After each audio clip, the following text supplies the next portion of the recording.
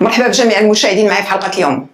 أهم عناوين هذه الحلقة: الرئيس الجزائري يخرج بتصريحات جديدة ويتهم المغرب باستهداف الجزائر انطلاقا من مالي.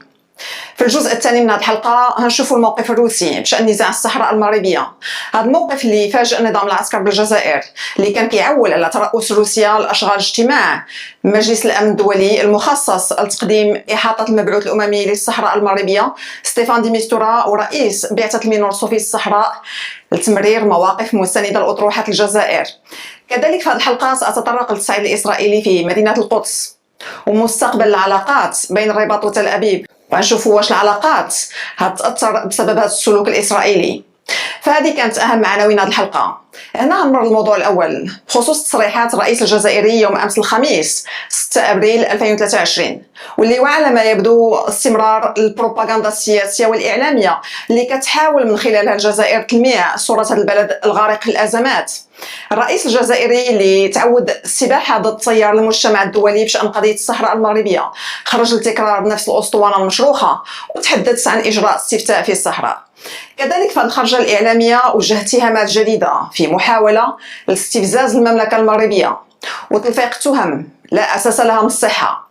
الرئيس الجزائري يصطاد في الماء العاكر ويحاول خلق مشاكل للمغرب، وهذه المرة مع دولة مالي. فمن بعد تونس دابا جاء الدور على مالي، حيث قامت توجه اتهامات للمغرب إنشاء منظمة إرهابية شبحية في مالي، وحمل المغرب مسؤولية اختطاف 2 دبلوماسيين جزائريين في شمال مالي عام 2012. كذلك لافت الانتباه هو أنه خلال هذا اللقاء الصحفي أصرت الصحفية اللي أدارت الحوار على التوضيح أكثر للمشاهدين بالتأكيد على أن الدولة اللي كيقصد الرئيس الجزائري بالتأكيد هي المغرب اللي تتهمه العصابة الحاكمة بالجزائر باستمرار بكل الآفات اللي تصيب الجزائر. الرئيس الجزائري أعاد قضية خطف واغتيال دبلوماسيين جزائريين في مالي عام 2012 إلى الواجهة. هذه القضية اللي كانت منظمة إرهابية كتنشط في منطقة الساحل وحركة توحيد والجهاد في غرب إفريقيا موجاو كانوا أعلنوا المسؤولية ديالهم عنها بعد 11 عام من الصمت، لكن الرئيس الجزائري كان مصمم على اتهام المغرب، قال أن الأطراف اللي ليس لها حدود مع مالي تناور وتتآمر على هذا البلد. طموحات الهيمنة الجزائرية اللي سحقت تونس الضعيفة وتريد أن تفرض نفسها في ليبيا المنقسمة أو حتى في مالي المعرضة لكل الأخطار. أهداف النظام الجزائري ليست بريئة، والهدف ليس العمل صالح توافق أو حل، وإنما التدخل والتأثير ومحاولة السيطرة والهيمنة على مصير بلدان المنطقة وبطرق ملتوية. فالمنطق هو منطق السيطرة، واللي من المرجح أن يجلب المزيد من العداوات للجزائر أكثر من الصداقات في المستقبل. كذلك يوم أمس اتضح أن الرئيس الجزائري كيشوف الأمور بمنظور مغاير يثير السخرية، من نعتبر أن القمة العربية حققت نجاح كبير. هادشي في الوقت اللي راه تستعد المملكة العربية السعودية لتنظيم القمة المقبلة لجامعة الدول العربية، وراه يجري الإعداد لعقد اجتماعات تحضيرية على مستوى كبار المسؤولين والوزراء، ويستعد مبعوث الرياض لتسليم دعوات رسمية لرؤساء الدول العربية الأسبوع المقبل. وهكذا استمرت الرئاسة الجزائرية 4 أشهر، والعمل ديالها لم يستمر إلا 4 أيام، وهي سابقة في سجلات جامعة الدول العربية. هذه القمة اللي عرات السلطة الجزائرية وأظهرت التناقضات ديالها، فهي تدعو على الورق إلى الوحدة العربية والعمل المشترك، لكنها كتعمل بنشاط سياسي وعسكري ومالي لتقسيم بلد مجاور هو المغرب. خلال الرئاسة الجزائرية فشل النظام الجزائري وعلى أكثر من مستوى، لأنه وبالنظر هي الأحداث الدبلوماسية الكبرى، نشوفوا بحال القمة الصينية العربية اللي نظمت في المملكة العربية السعودية، كذلك حتى المؤتمر رفيع المستوى حول حماية ودعم القدس اللي استضافته جامعة الدول العربية خلال الولاية الجزائرية، وهذا نظم في القاهرة وتم استبعاد الجزائر. كذلك الرئاسة الجزائرية حيث راه ترأس المؤتمر ملك الأردن والرئيس المصري. أما الرئيس الجزائري هذا اللي يعلن أن القضية الفلسطينية هي القضية ديالو، أنها على رأس أولويات الدبلوماسية الجزائرية، غاب هذا الرئيس عن هذا الحدث الهام. الأمور ما وقفاش حد هنا، حيث أن القمة العربية الإفريقية اللي طال انتظارها وعلق النظام الجزائري آمال كبيرة على هذه القمة لتمرير الأجندة ديالو المعادية للمغرب. هذه القمة ستنعقد برئاسة المملكة العربية السعودية، وهكذا خابت آمال وتوقعات نظام العسكر بالجزائر. تنظيم القمة العربية كان غاية في حد ذاته بالنسبة للقادة الجزائريين، والغرض الأساسي منها بالنسبة لهم كان هو الاستعراض والتغطية الإعلامية الكبيرة فقط لا أكثر. الجزائر وحسب تصريحات لصاحب كتاب جيوسياسية الجزائر في حوار مع إذاعة الفاتيكان بمناسبة الذكرى الرابعة للحراك الاحتجاجي الشعبي والسلمي، قال أن الجزائر ليس لديها أي أفق للمستقبل، لأن النظام اللي وصفه بنظام الرعب يعرف أنه لا يملك أي شرعية، أن كل شيء يمكن أن يتوقف فجأة وبعنف وبسرعة. اعتبر أن هذه هي مشكلة النظام الكبرى لتنضاف إلى الهاجس الرئيسي للمسؤولين، وهو استدامة النظام السياسي كما هو قائم حاليا. لذلك في الوقت الحالي المقاربة الأممية اللي كنشوفوا اللي أصبحت تتجه نحو مزيد من الواقعية والبراغماتية مع أولوية المبادرة المغربية باعتبارها الحل الوحيد الممكن والخيار الأنسب لنزاع الصحراء، يصر النظام الجزائري على إطالة أمد هذا النزاع، لأن إطالة أمد هذا النزاع تبقيه في السلطة. هادشي في الوقت اللي ساكنة المخيمات تطالب المغرب بالتدخل الفوري لوقف العنف اللي كتعرض له الفئات الهشة بالمخيمات، وعلى وجه الخصوص مخيم الداخلة بتندوف، حيث اضطر الجيش الجزائري للتدخل بشكل مباشر في المخيمات وبأوامر مش قريحة من بعد ما بدات الأمور كتخرج عن السيطرة، وشعر عسكر الجزائر بأن الأمور خرجت عن سيطرة قيادة البوليزاريو اللي قامت بحملة من الاعتقالات طالت مجموعة من المدونين الصحراويين الرافضين هادو اللي نقلوا للعالم ما يجري من انتهاكات وتجاوزات ضد سكان مخيمات تندوف. وانتشرت مؤخرا مقاطع فيديو توثق مداهمة قوات من الجيش الجزائري المساكن الصحراويين ليلا في المخيمات. هذا الوضع الأمني المتردي في تندوف والاقتتال الداخلي وصدمات قبلية وانتشار الفكر المتطرف داخل المخيمات يكرس دور البوليزاريو كمهدد للاستقرار في المنطقة.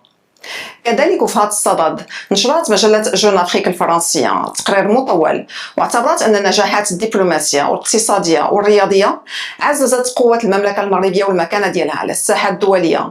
أشارت كذلك إلى أن المغرب لم يعد ملزم بالولاءات الحصرية حتى ولو كان ذلك على حساب أصدقائه القدامى. ذكرت جون أفريك أن المغرب يوصف من قبل العديد من الشركاء الأوروبيين والدوليين بأنه أحد أعمدة الهجرة والتعاون الاقتصادي والأمني، وكشريك يتناقض استقراره مع عدم استقرار البلدان اللي كتشكل بيئته الجيوسياسية المباشرة. كذلك هذا التقرير تحدث عن مسار حل قضية الصحراء المغربية، وضح أن المغرب يحاول منذ سنوات حشد أكبر عدد ممكن من البلدان للأطروحات المغربية. تحدث هذا التقرير كذلك عن انتصارات الدبلوماسية المغربية العظيمة اللي قالوا أنها بلغت الذروة ديالها باعتراف الولايات المتحدة بالسيادة المغربية على الصحراء. اعتبرت المجلة كذلك أنه بدافع من هذا النجاح الأمريكي لم يعد المغرب يتردد في اعتماد نبرة هجومية بشكل متزايد، كما لم يعد يشعر بالالتزام بالولاءات الحصرية، ولم يعد يتردد في مضاعفة وتنويع شراكاته. وفي هذا الصدد أكدت المجلة الفرنسية أن الضحية الأولى لهذا التوجه الجديد هي فرنسا اللي كيطالبها المغرب بتحديد الموقف ديالها من قضية الصحراء المغربية بدون تردد أو خوف.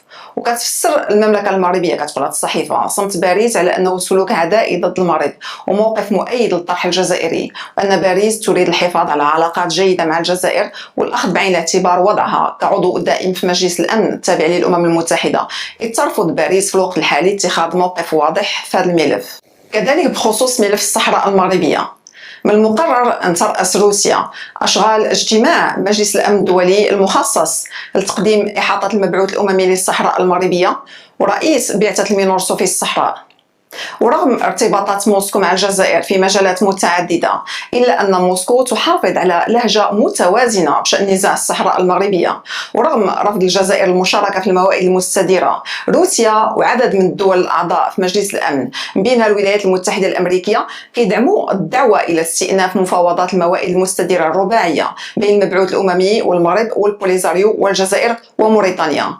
هذا التوجه شجع المبعوث الشخصي للأمين العام اللي نجح في إشراك الجزائر باعتبارها طرف أساسي في نزاع الصحراء المغربية، وهذا طبعا تطبيقا لما جاء في القراران الأخيران الصادران عن مجلس الأمن الدولي. لكن الجزائر ما زالت تناور، حيث قام ما يسمى بممثل البوليزاريو بتوجيه رسالة إلى رئاسة مجلس الأمن الدولي يدعو فيها الدول الأعضاء إلى إجراء مفاوضات مباشرة مع المغرب، وهذا في محاولة تشويش من بعد ما أصبحت كل مخططات نظام العسكر بالجزائر مكشوفة مع اقتراب موعد عقد جلسة للمجلس خاصة بقضية الصحراء المغربية. الجزائر هي اللي افتعلت النزاع، راه ماشي البوليزاريو، وهذا اللي عبرت عنه قرارات الأمم المتحدة الأخيرة وبكل وضوح. اللي اعتبروا أن الجزائر الطرف الرئيسي في المحادثات بشأن حل المشكل المفتعل. وفي ظل غياب أي تعاطي جدي من طرف الجزائر مع جهود الأمين العام للأمم المتحدة ومبعوثه الشخصي، من المقرر أن يقوم رئيس بعثة الأمم المتحدة في الصحراء بإبلاغ أعضاء مجلس الأمن بالمشاكل اللي كيواجهها أفراد البعثة في ممارسة المهمة ديالهم، والتذكير بحالة التصعيد اللي كتقوم بها البوليزاريو والجزائر لعرقلة الجهود والمساعي الأممية، عكس الموقف المغربي المتزن. هنا نمر لموضوع آخر بخصوص التصعيد الإسرائيلي في مدينة القدس والتنديد الرسمي للمغرب لما يجري في فلسطين. هادشي راه كيدخل في اطار رفض المملكه المغربيه الرفض الصريح لجميع السلوكيات اللي تستهدف المسجد الاقصى وتمس بالوضع القانوني للقدس الشريف. وهنا تطرح عده تساؤلات حول مستقبل العلاقات بين الرباط وتل ابيب. واش تأثر العلاقات بسبب هذا السلوك الإسرائيلي؟ هنا بداية راه الموقف المغربي الأخير حول الأحداث اللي وقعت في المسجد الأقصى. هذا الموقف المغربي راه ماشي جديد. كذلك للتذكير، خلال الأشهر الماضية قام مسؤولون أمريكيون بزيارات مكوكية إلى إسرائيل، وهذا بهدف ترتيب العلاقة والاتفاق على أولويات الحلفين وتوضيح الخطوط الأمريكية الحمراء في الملفات المختلفة بما فيها ملف إيران النووي وعدم تأجيج التوترات مع الفلسطينيين وعدم نسف التقدم الحاصل في اتفاقات السلام وأولويات واشنطن الإقليمية والدولية. كذلك راه تم تأجيل منتدى النقب واللي كان مقرر في مارس الماضي في المغرب. هذا الاجتماع اللي كان كيتم التحضير له واللي كان هيجمع وزراء خارجية الدول الموقعة على اتفاقيات السلام. كذلك اللي اتضح هو أن الحكومة الأكثر يمينية راها كتعمل جاهدة على تغيير نظرة الأمريكيين لإسرائيل، لأنه عدم الترحيب بنتنياهو في البيت الأبيض هذه راه كانت بمثابة رسالة من الولايات المتحدة لإسرائيل. وعلى الرغم من هادشي اللي حققته إسرائيل من تطبيع مع دول عربية، لكن هذه المسألة هذه لم تؤدي إلى تغيير موقف تلك الدول المتواجدة القضية الفلسطينية. وهادشي راه عمليا لا يتعارض طبعا مع موقف إدارة بايدن اللي بدورها لا تزال تشدد على حل الدولتين. المغرب دوره طبعا كان ولا يزال دوما مع حل الدولتين. المملكة المغربية حريصة على التأكيد على الموقف ديالها الثابت من أجل إنهاء الصراع الفلسطيني الإسرائيلي. فمثل هذه السلوكيات الإسرائيلية بدون شك تضفي برودة على العلاقات بين البلدين، لكن في نفس الوقت المغرب لا يخلط الأوراق، حيث راه يجب الإشارة إلى أنه في الوقت الحالي بقى مكتب الاتصال الإسرائيلي كيعيش على وقع فراغ إداري بسبب غياب أي مسؤول. العلاقات المغربية الإسرائيلية وعلى الرغم من ذلك لم تتأثر على مستوى التنسيق الأمني والعسكري اللي بقى مستمر بين البلدين، على اعتبار أن العلاقات مع إسرائيل ليست قضية مزاجية أو نزوة عابرة بل خيار استراتيجي، كما أن استئناف العلاقات الدبلوماسية مع إسرائيل راه تم بواسطة أمريكية قادها الرئيس الأمريكي السابق دونالد ترامب، واعترفت فيه واشنطن أيضا بسيادة المغرب على الصحراء. فهذا كان للتوضيح فقط. حتى وصلت نهاية الحلقة.